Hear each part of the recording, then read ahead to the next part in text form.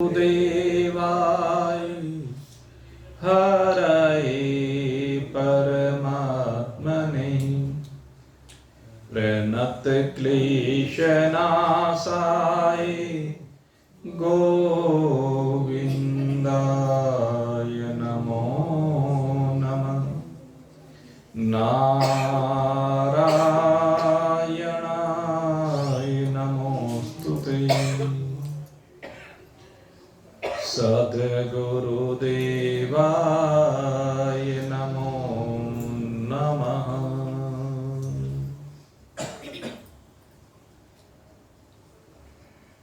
आज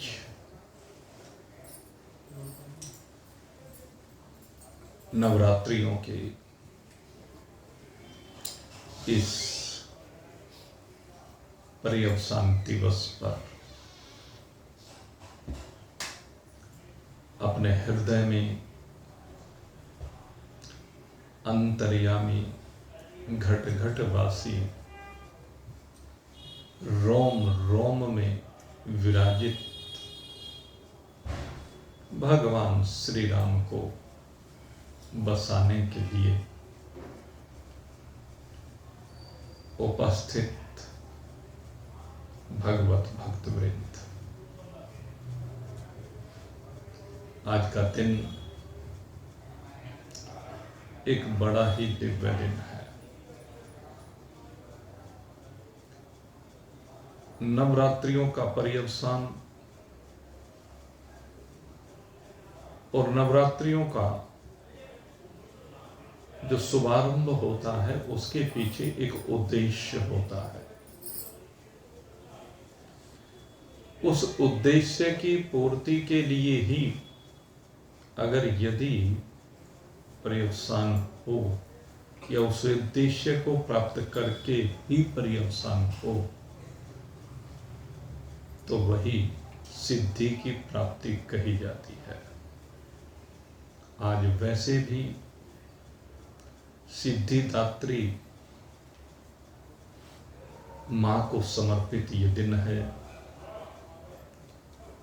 और वो मां जो सिद्धि प्रदान करती है। किसको ये सिद्धि मिलती है? कहते हैं जिसने इस नव द्वार वाली देह में विराजित होकर के साधनाओं को किया है, नवधा भक्ति को जिसने धारण किया है, उसी को इस सिद्धि की प्राप्ति हुआ करती है। श्रवणम कीर्तनम विष्णु स्मरणम, ये भगवान की भक्ति में शुरुआती बातें कही गई। श्रवणम कीर्तनम विष्णु स्मरणम, मैं यहीं तक अभी ले रहा हूं क्योंकि गोस्वामी जी महाराज ने आखिर में आकर यही सार दिया। राम ही सो मेरी ये गाइए, राम ही संतत सोनाही, राम गुण ग्रावही। नवदा भक्ति के जो प्रारंभिक अंग है, अंत में सार रूप में गोस्वामी जी ने यही कहा है कि संतों से राम जी के गुणानुवाद को सुनिए। तो श्रवण सबसे पहली भक्ति इसीलिए कही गई। और केवल सुनिए नहीं, केवल सुनने तक सीमित नहीं रखा है। राम गुण ग्रावही, राम जी के जो गुण हैं उनको ग्रहण करो। संतत सुना ही राम गुण का। और उसके बाद जो पहली लाइन है वो बाद में आती है।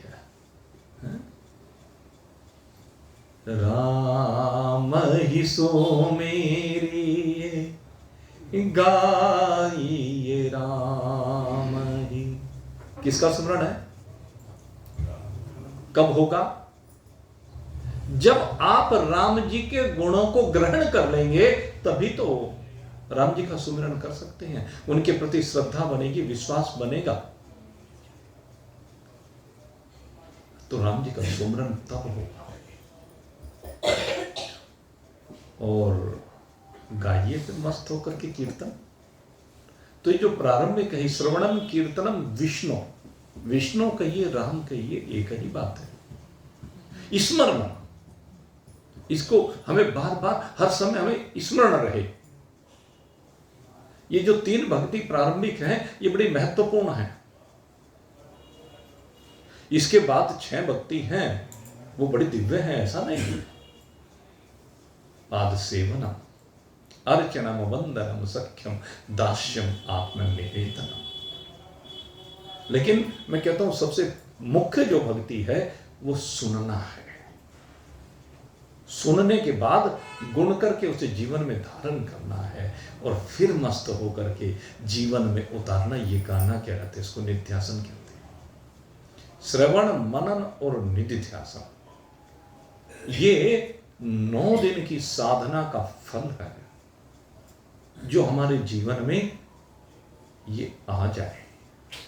इन 9 दिनों में राम जी को हृदय में धारण करने के लिए हमें प्रयास करना है। और फिर ये अभी सुना रहे थे ना,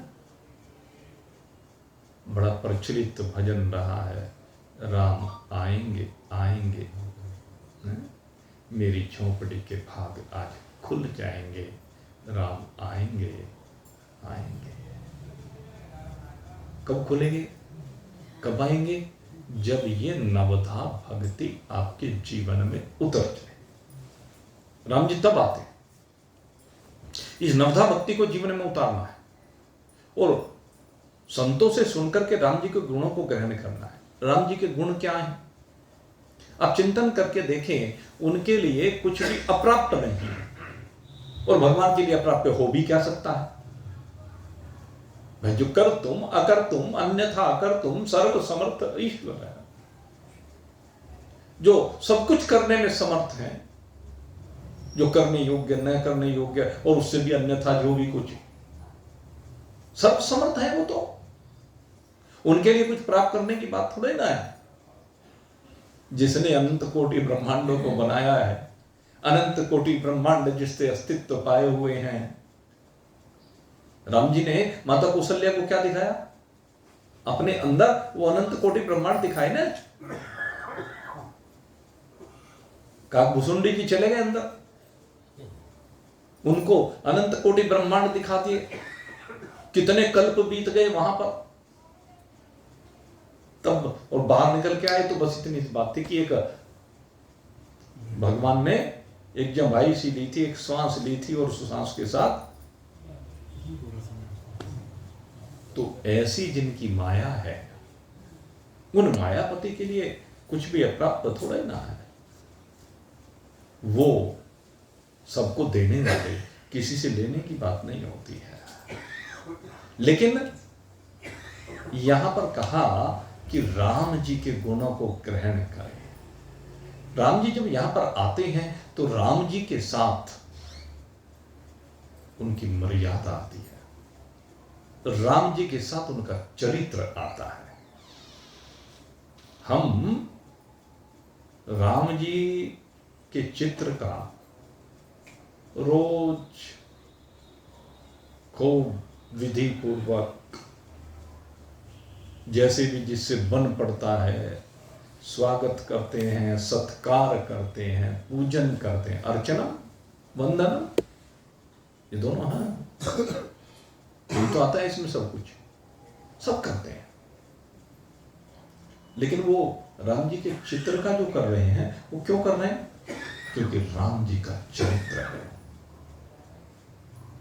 राम जी का चरित्र धारण करने की चीज है।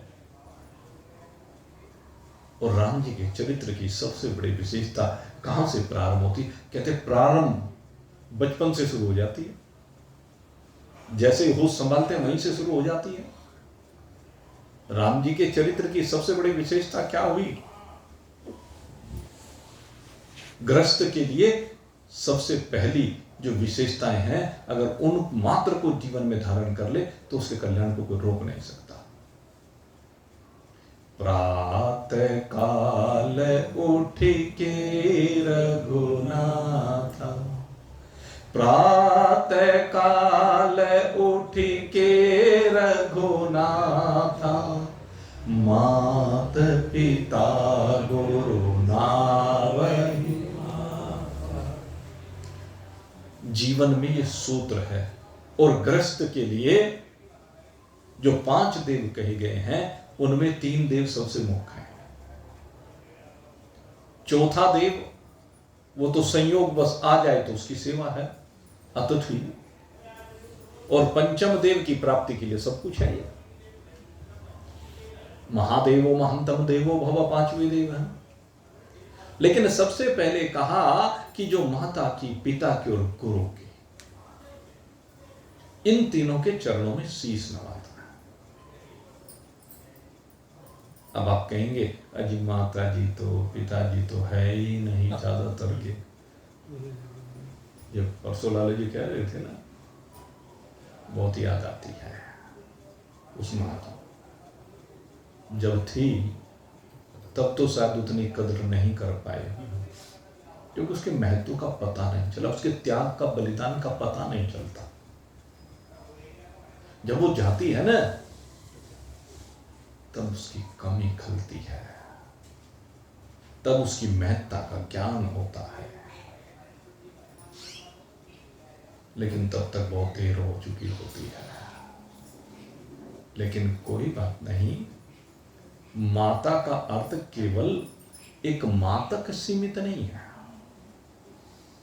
जिसने इस शरीर को इस संसार में लाया है केवल उस तक सीमित नहीं है। कहते जितनी भी जगत की माताएं हैं उन सबको नमन करो। गौरी सची सावित्री है, वो पढ़ते हैं ना आप, श्लोक आता है, तो उनको नमन करते हैं। उनको नमन करने के पीछे भाव यही होता है कि संसार की सारी माताओं को नमन किया जाता है। वेद में भी ये मंत्र आया है,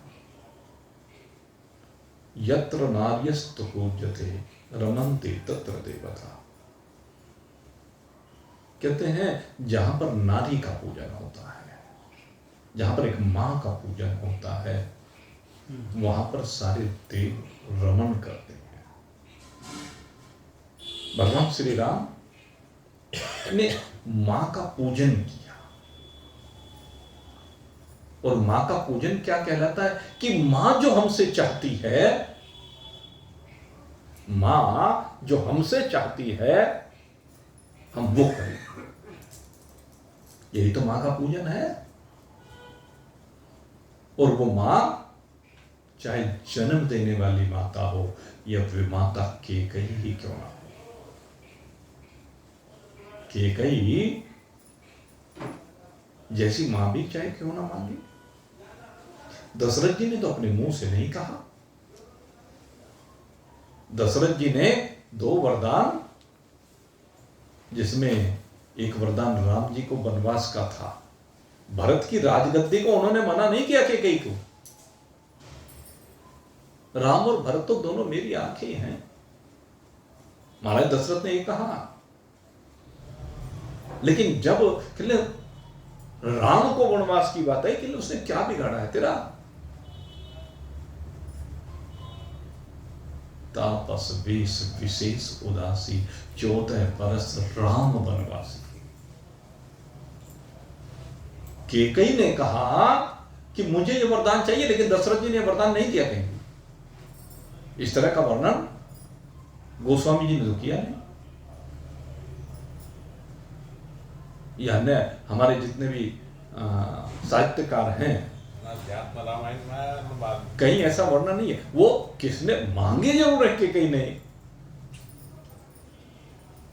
ये है मां की पूजा कि राम जी ने, जो पिता ने आज्ञा भी नहीं दी, वचन तो दशरथ जी ने दिए थे, वरदान तो दशरथ जी ने दिए थे, लेकिन दशरथ जी ने राम जी को नहीं कहा, जो कहा वो सो केकई ने कहा। दशरथ जी को तो होश ही नहीं रहा, दशरथ जी तो बेचारे बेसुध हो गए। दशरथ जी तो राम जी का वियोग ही सहन नहीं कर सकते थे।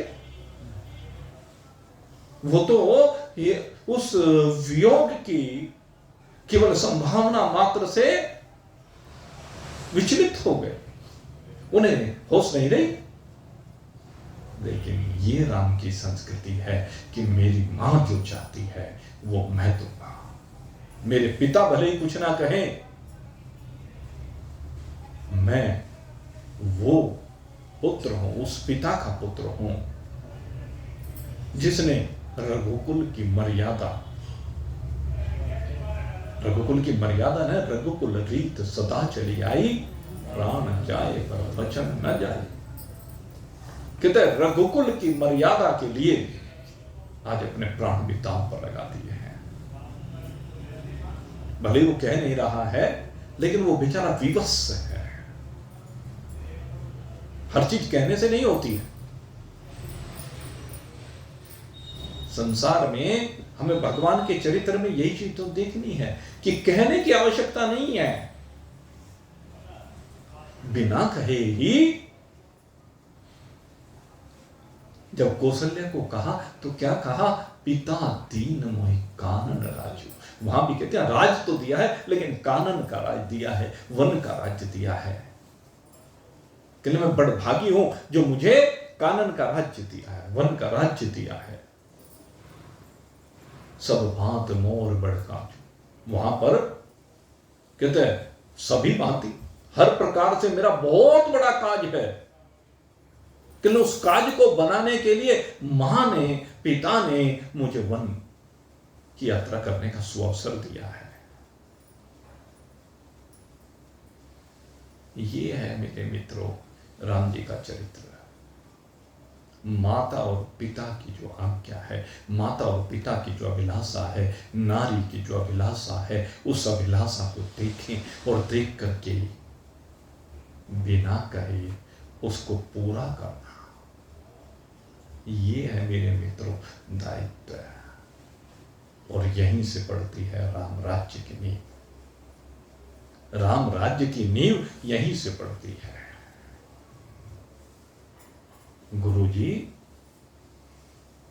गुरु को उन्होंने सदा मस्तक नवाया। दशरथ जी के पास जब विश्वामित्र जी मांगने के लिए आए, कहने राम और लखन, ये तो दोनों मेरी आंखें हैं, इन्हें कैसे दे दूं, मैं चलूं। लेकिन जैसे ही एक बार वशिष्ठ जी ने कहा, विश्वामित्र जी को तो कहते रहे, लेकिन जैसे ही गुरु ने कहा, एक क्षण नहीं लगा, कहने लगे तुम्हें पुत्र कैसे मिले हैं? कहने लगे यज्ञ से मिले, पुत्रेष्ठ यज्ञ। कहने लगे यज्ञ से ये मिले हैं, तो यज्ञ की रक्षा कौन करेगा? क्या दायित्व तो नहीं बनता कि यज्ञ की रक्षा करें? कहते हैं तुम्हारा यज्ञ परिपूर्ण हुआ, अब इन विश्वामित्र जी का यज्ञ परिपूर्ण करना है, ये गुरु का आदेश है। गुरु की जो भावना है उसका सम्मान करना। राम जी ने एक बार नहीं पूछा, विश्वामित्र जी मांगने आए, वशिष्ठ जी ने समझा दिया, विश्वामित्र जी लेके चल दिए, लेकिन राम जी ने तो कुछ भी नहीं कहा, पीछे पीछे चल दिए गुरुदेव के। यह है चरित्र। और फिर यज्ञ से राम जी मिले, विश्वामित्र जी के यज्ञ की रक्षा की, और उसी यज्ञ का तो परिणाम हुआ, एक पुत्रेष्ठ यज्ञ हुआ, एक ऋषि यज्ञ हुआ, और तीसरा धनुष यज्ञ हुआ। अगर यदि विश्वामित्र जी के यज्ञ को परिपूर्ण न किया जाता तो धनुष यज्ञ होता क्या? राम राज्य की नींव का जो आधार बनना है वही धनुष यज्ञ बना है। क्योंकि धनुष यज्ञ से ही तो माता सीता का मिलन हुआ है। और जो रामायण लिखी जाती है, मैं बार बार कहता हूं इस बात को, सबकी अपनी अपनी भावना होती है। गोस्वामी जी ने महर्षि वाल्मीकि जी ने इसका नाम तो रामायण रखा, लेकिन उन्होंने कहा मैं राम की नहीं, मैं सीता की कथा कर रहा हूं। ये कथा सीता जी की है, ये व्यथा सीता जी की है। कथा भी नहीं, आगे कहा कि नहीं, सीता जी की व्यथा है। राम जी की कथा सीता जी की व्यथा है। वो बेचारी, उसका बचपन जनकपुरी में, और जो युवावस्था का समय था, वो समय राजमहल में बीतना था, लेकिन वन में बीतता। यही तो व्यथा है सीता जी का। 14 साल क्यों, सारी जिंदगी बेचारी ने उसने तो वन में ही बिताई। अयोध्या में रही कितने दिन है, महारानी बन के क्या दिन रही है बेचारी। वहां से आई, आते ही वो धोबी ने कहा और फिर चल दी वन में। सारा जीवन फिर बाकी वहीं तो बिताया, रही कितने साल। माता सीता तो उनकी व्यथा है, लेकिन उस व्यथा में भी कभी दुखी नहीं है। सीता जी वहां भी राम राम ही करती है। सीता जी ने कभी प्रश्न चिन्ह नहीं उठाया अवध की व्यवस्था के ऊपर, क्यों मुझे वनवास में भेज दिया गया। कहते वनवास में तो मैं अपने पति के पीछे पीछे जा रही हूं, और वही आधार बनी है रावण की मृत्यु का। रावण के अहंकार का विनाश करने के लिए ही तो सीता जी वहां पर गई, क्योंकि अगर सीता जी का हरण ना हुआ होता तो रावण का विनाश ना होता, और अगर रावण का विनाश ना होता तो राम राज्य की स्थापना हो नहीं सकती थी। इसलिए आवश्यक है राम राज्य की स्थापना के लिए रावण का वध हो, संहार हो।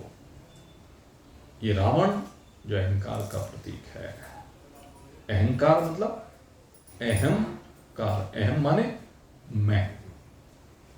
अहम किसे कहते हैं, मैं को। ये जो मैंपना है, रावण इसका प्रतीक है। कहीं ऐसा पढ़ा था हमने कि जो शूर्पणखा थी, इसके पति को रावण ने मारा। आती है वो भी घटना। खैर मैं जब भी जरा, रावण अहंकार का प्रतीक है। अहम माने मैं। ये जो मैं है ना, जब तक इस मैं को नहीं मारोगे तब तक सिद्धि प्राप्त नहीं कर सकते। अहमता से ही ममता आती है ना। कई दिन से यही विषय हमारा गीता जी का चल रहा है। अहमता से ही ममता आती है। 1 लाख पूत 1.25 लाख नाती। रावण की उन 1.25 लाख, 1 लाख पुत्र और 1.25 लाख नातियों में पूरी ममता थी। उसे अहंकार था उसका, ये सब मेरे हैं। हम भी तो यही अहंकार पाले फिरते हैं। यही रावण है। हमारे अंदर जो अहंकार बैठा हुआ है, वो न जाने किस किस रूप में अहंकार हमारे अंदर बैठा हुआ है। विचार करें। जब विचार करेंगे तो हम पाएंगे हमारे अंदर काम के रूप में अहंकार रूपी रावण बैठा हुआ है, क्रोध के रूप में अहंकार रूपी रावण बैठा हुआ है, लोभ के रूप में अहंकार रूपी रावण बैठा हुआ है, मद के रूप में अहंकार रूपी रावण बैठा हुआ है, मात्सर्य के रूप में अहंकार रूपी रावण बैठा हुआ है, द्वेष के रूप में अहंकार रूपी रावण बैठा हुआ है। तो हमें इनका दमन करना पड़ेगा, काम का दमन करना पड़ेगा, क्रोध का दमन करना पड़ेगा, लोभ का दमन करना पड़ेगा। और मैं तो कहता हूं ये लोभ जो है ना, भाई ये सबसे खतरनाक है। लोग तो कहते हैं काम और क्रोध को, लेकिन मैं तो देखता हूं लोभ। लोभ माने संसार की वस्तुओं का संग्रह। इस संसार के जितने अधिक संग्रह की अभिलाषा होती है, ये पाप का मूल है। कथा तो आपको बहुत बार सुनाई हुई है। ये लोभ जो है, ये पाप का मूल है। इस पैसे के चक्कर में आदमी क्या पाप ना कर बैठे, कितना अपनों को धोखा ना दे बैठे, किसी की भलमनसात का क्या फायदा ना उठा बैठे। ये लोभ ऐसी चीज है। लोग बकसते नहीं है स्तन के लेकर के। इसलिए मैं कहता हूं सबसे पहले अपने अंदर बैठे हुए लोभ को मारो। इस लोभ को मारना बहुत जरूरी है। इस लोभ की वजह से सारे अनर्थ होते हैं। रावण का जो अहंकार है उसमें लोभ सबसे महत्वपूर्ण है। जितने भी दैत्य हुए हैं वो सब लोभी हुए हैं। उनके अंदर क्या भाव रहा है कि सब मेरा हो जाए। जैसे इस समय हमारे विश्व में एक ये बैठा है ना ट्रंप, ये लोभी तो है। वो चाहता है सारे दुनिया का धन मेरे घर में भर जाए, अमेरिका में भर जाए, मेरे भी घर में और अमेरिका में भी। इसलिए अन्याय कर रहा है, सारे अतिक्रमण कर रहा है, सारी मर्यादाओं को तोड़ रहा है। सारी दुनिया दुखी होती है तो होने दो, उसे इस बात से कोई लेना देना नहीं है। पागल हो रहा है, लोगों में पागल हो जाता है। तेल का खेल चल रहा है।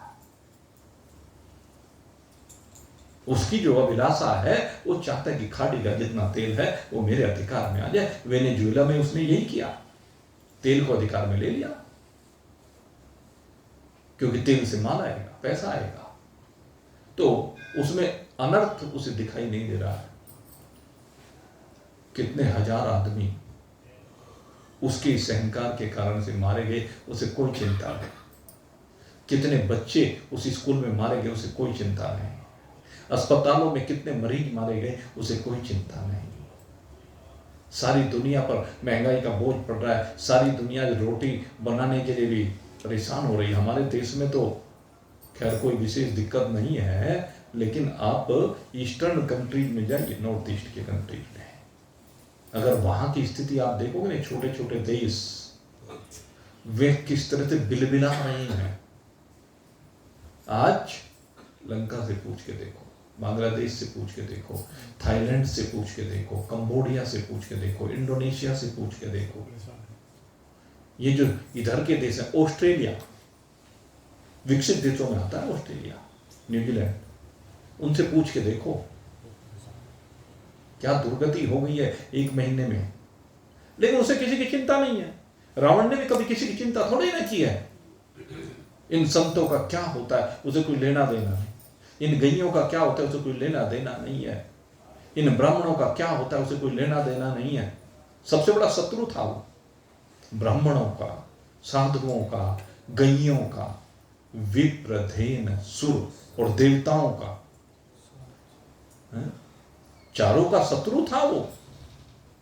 उन चारों को ये चाहता कि रहे नहीं, इन सबको मार करके तू सर्वत्र अधिकार कर ले। इसीलिए तो भगवान आए, भगवान इसीलिए आए। विप्रधेन सुर संत ही लीन मनुज अवतार, निज इच्छा निर्मित तन, माया गुण गोपाल सियावर राम जय जय राम, मेरे प्रभु राम जय जय राम। किस लिए आए? कहते हैं इनका हित करने के लिए, इनका रक्षण करने के लिए, क्योंकि वो जानते हैं अगर विप्र नहीं होंगे तो धर्म नहीं होगा, अगर धेनु नहीं होगी तो लोग भूखे मर जाएंगे, अगर देवता नहीं होंगे तो यहां पर जो चक्र चल रहा है सृष्टि का, ये वनस्पतियां नहीं होंगी, ये अन्न, ये औषधियां ये नहीं होंगी। और संत, अगर संत नहीं होंगे तो जगत में व्यवस्था नहीं होगी, सब कुछ मनमाफिक हो जाएगा। जिसकी लाठी उसकी भैंस। तो इसलिए भगवान ने मानव का तन धारण किया इनकी रक्षा करने के लिए और रावण का विध्वंस करने के लिए। कहले रावण का जो लोभ है, अब देखिए जितने भी ये अहंकारी लोग हुए हैं, किसी को भी देख लीजिए, आप अपने जीवन में अपने आसपास देखिए, ये लोग कितना अन्याय करते हैं, अति कर देते हैं। लेकिन आपने एक चीज देखी होगी, हम भी अपने बचपन से देख रहे हैं, हमारे क्षेत्र में अनेक धुरंधर अपने को कहने वाले हैं आए, बड़ा तूती बोझी लोग, बड़े भयभीत हुए, अपने व्यापारों को छिपा लिया, धन को छिपा लिया, अपने को छिपा लिया, नाम नीचे करके चलने लगे, आतंक मचा दिया उन लोगों ने। लेकिन वे आतंकवादी कितने समय का जीवन रहा उनका, विचार करके देखें। जब भी उन्होंने ऐसी घटनाओं को अंजाम देना शुरू किया, कितने समय रहे? साल, 2 साल, 4 साल, बस 10 साल है। कोई होगा, सब के सब एक एक करके काल के गाल बहुत जल्दी चले गए। जो पीछे अकाल मृत्यु का वो पड़ा था ना, तो उनकी आयु होती नहीं है और इस बात को समझते नहीं है, क्योंकि उन्होंने संतों का सत्संग तो किया नहीं। ये तो बात सत्संग में पता चलती है ना, उनकी अवधि है ही कितनी यहां पर। इसलिए कहते हैं भाई, अपने आप को संतों के कहे अनुसार उनका सम्मान करते हुए, उनकी पूजा करते हुए समर्पित कर दो उनके चरणों में। और उनके चरणों में समर्पित करने का भाव क्या है? अपने आप को उनके कथनानुसार अपने जीवन की यात्रा को आगे लेके चलो। इस जीवन की यात्रा में आपको गृहस्थ का भी ख्याल करना है, लेकिन धर्म पूर्वक। आपको धनार्जन भी करना है, लेकिन धर्म पूर्वक। और सबसे बड़ी बात, आपको ये सब करते हुए परमात्मा के मार्ग पर चलना है, सिद्धि परमात्मा की प्राप्त करनी है। ये सब करते हुए तन दुनिया में रहे भले, मन हरि चरणन धाये, कहत कबीर सुनो भई साध, सहज मुक्ति को पाए। सीधा सूत्र दे दिया, सीधा सा सूत्र है। तन दुनिया में रहे भले ही, लेकिन मन हर चरण ध्याय। तन दुनिया में रहे, धर्म पूर्व का आचरण करता जाए, लेकिन साथ में परमात्मा आपके साथ हर समय चले। तस्मात् सर्वेषु कालेषु मामनो स्मरा। तो हर काल में मेरा स्मरण कर, ये कहा है।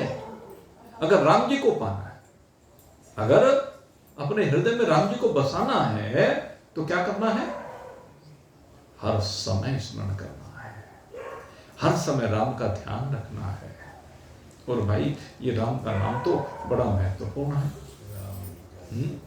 वो कहते हैं ना, राम नाम के साबुन से जो मन का मैल हटाएगा। सीधा साधा बता रहे हैं, देखो, राम नाम के साबुन से जो मन का मैल हटाएगा, निर्मल मन के दर्पण में वो, निर्मल मन के दर्पण में वो प्रभु के दर्शन पाएगा, प्रभु के दर्शन पाएगा। सीधा सूत्र दे दिया।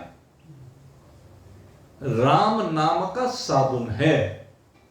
ये साबुन क्या करता है? मैल को काटता है। मैल कहां भरा हुआ है? कहते मन में भरा हुआ है। मन को धो, इस राम नाम के साबुन का रगड़ा लगाओ, और जब इससे मन का मैल साफ हो जाएगा, अर्थात मन निर्मल हो जाएगा, तो भगवान ने स्वयं कहा है, निर्मल मन जन सो मोहि पावो। जीवन का उद्देश्य यही तो है। ये उद्देश्य की जो सिद्धि है वो किसकी होती है? जिसने मन को निर्मल बना लिया है। और मन निर्मल कैसे होता है? राम जी के चरित्र को अपने जीवन में धारण करने से होता है। 3 सूत्र तो आपको बताए, माता पिता और गुरु की सेवा, और इसके अलावा आगे आप उनकी यात्रा में देखिए, कहते उन्होंने सबको गले लगाया है, उन्होंने जाति पाति की दीवार को तोड़ा है।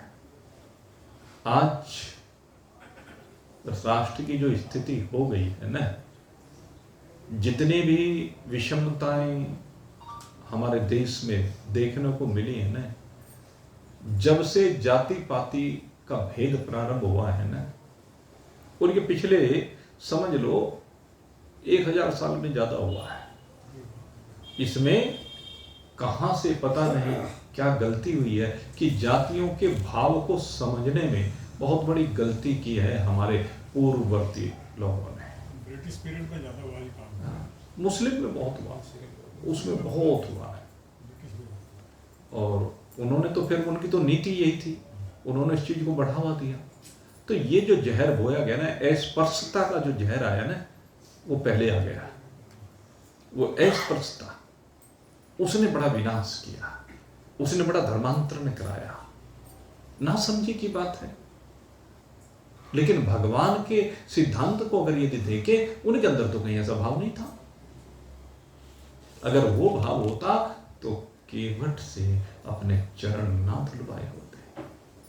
केवट भगवान के चरणों की सेवा करता है, और वो केवट कहता है कि तुम्हारे मर्म मैं जानता हूं। केवट ने कहा कि मैं तुम्हारे मर्म को जानता हूं। छुअत शिला भाई नारी सुहाई वो था ना, आपके मर्म को, वो तो एक लौकिक बात थी। वो उनकी प्रभातों का बताना चाहता है।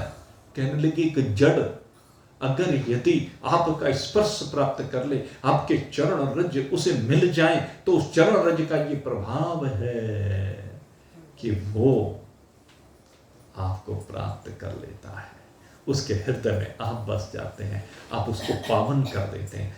भगवान ने अहिल्या को पावन ही तो किया,